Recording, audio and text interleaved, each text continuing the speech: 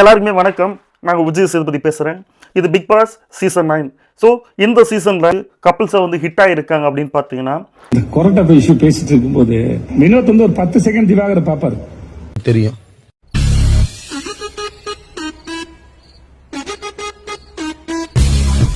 அந்த வீடியோ வந்து அவரை வைரல். அது வெளியே வைரல் வேற லெவலு.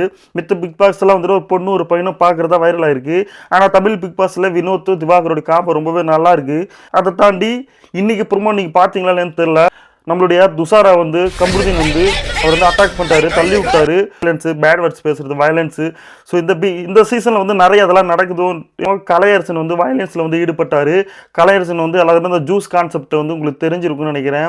இந்த ஆதிரை வந்து ஜூஸை வந்து தூக்கி வந்து கீழே ஊற்றும் போது கலையரசன் வந்து வயலன்ஸில் வந்து கையில் எடுத்தாப்புல.